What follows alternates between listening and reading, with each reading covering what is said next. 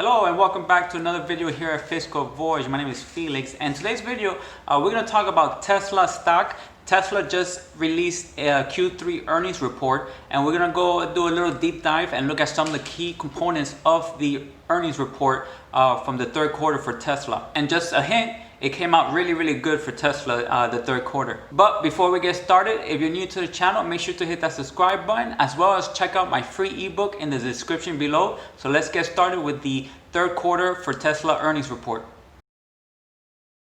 So Tesla just released its third quarter earnings press release. You can see here Tesla earnings per share beats by 16 cents and beats on revenue.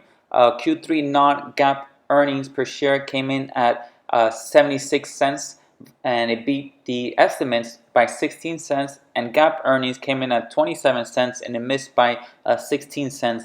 Revenue, as you see here, came in for the quarter at $8.77 billion, which is an increase of over 39.2% year over year, and it beats the estimates by $460 million.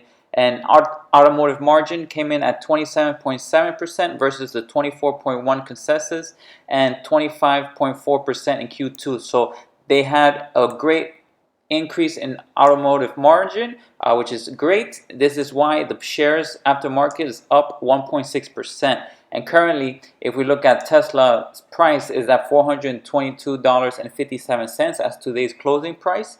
And I could definitely see this now because of these news of this earnings report jumping close to $500 definitely in the next few months. But let's go in a deep dive in the Q3 2020 update here from the press release. So let's talk about some of the highlights. You can see here cash.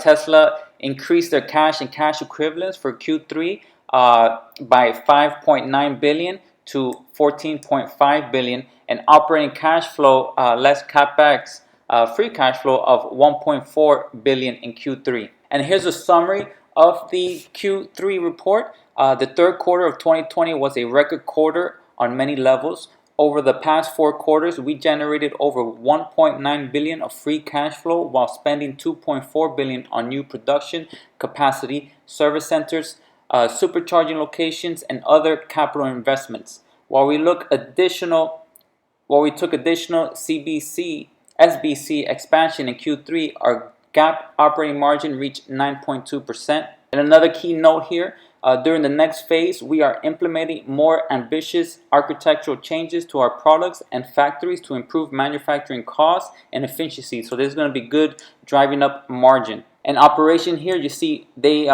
record vehicle deliveries, profitability, and free cash flow. And we're going to go more in deep into that income statement and as well as the balance sheet as well as the cash flow. Here's the financial summary. You can see here automotive revenues. The company generated $7.6 billion for Q3, which is 47% higher than Q2 and 42% year over year versus Q3 in 2019. So that's great growth there. You can see here automotive gross profit came in at $2.1 million or $2.1 billion, an increase quarterly quarter to quarter at 60% increase, and year over year 72% increase. So that's huge gross profit margin. As you can see as well, automotive gross margin came in at 27.7%, an increase from Q2 223 basis point, and year over year 483 basis point. Outstanding. So this is looking very good for Tesla here.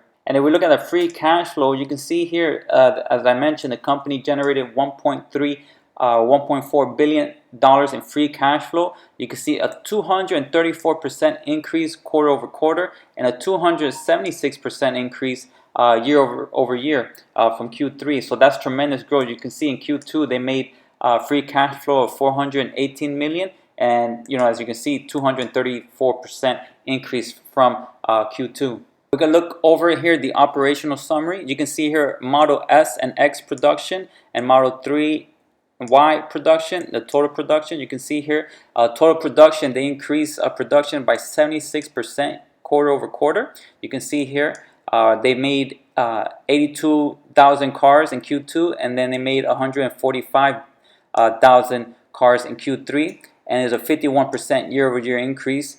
And total deliveries, they had 90,000 in Q2, and they've increased it by 54% this quarter to 139,000. So that's outstanding growth there in total delivery. So that's I'm definitely seeing this stock jumping because of this earnings release. So let's go further more into detail here.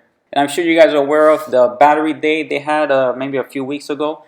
You can see here the cell design is going to increase range by 16%, reduce cost by 14%, and capex reduction by 7%. The cell factory, no increase in range, but it will reduce cost by 18% and 34%. You can see there overall project total improvement, 54% increase in battery range, 56% decrease in reduction in cost, and 69% reduction in capex. So that's going to be tremendous. So this is going to definitely help with the margin as well as drive up more free cash flow for Tesla. So here's some a screenshot here of key metrics quarterly. You can see here vehicle deliveries. The company you see here, like I mentioned, 140,000 almost vehicles delivered.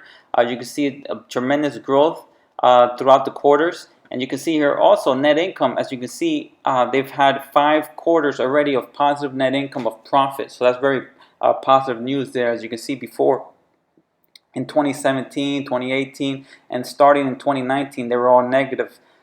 Besides Q3Q 2018 and 4Q 2018, where they had a positive profit there. So if we look at basic shares per share, you can see here they made 32 cents, and diluted earnings per share they made 27 cents. So it is an increase versus last quarter, and a big increase from 3Q 2019. And some other good news on the balance sheet. You can see here the company increased their cash assets from 8 billion to 14 billion. So that's good increase there. And overall total asset increased from 38 billion to now 45 billion. So that's very positive there. I like when assets are increasing. So if we look at the liability side, they did increase. If you see here total liabilities, it went from 26 billion to now 28 billion. And some of the key things that they increased in the liabilities, the accounts payable, had a little increase, about 300 million. If we look here further, we could see that over here as well, which is what we get here, total current liability increase from a little bit of everything else, from deferred revenues, customer deposits, and things like that. On the bright side, they did not increase their long-term debt liability. You can see here only a slightly $100 million increase there. So overall, net total assets increased much more than the total debt liability there. So we look at the cash flow statement. You can see here net cash provided from operating activities in Q2 came in at 964 million, and now 2.4 billion dollars in operating cash flow. If we minus 2.4 billion to the 1 billion, you have the free cash flow about 1.8 billion or something like that. But overall, the company did outstanding. Cash equivalents increased.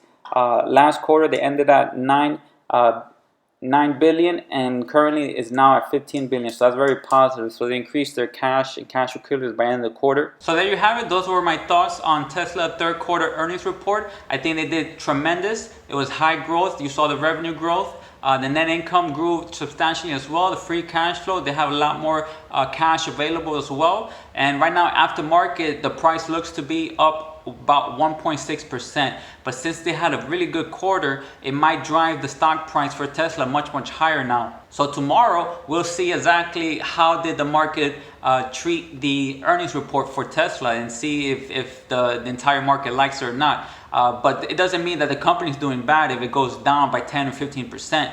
It just means that the market didn't like it for whatever reason.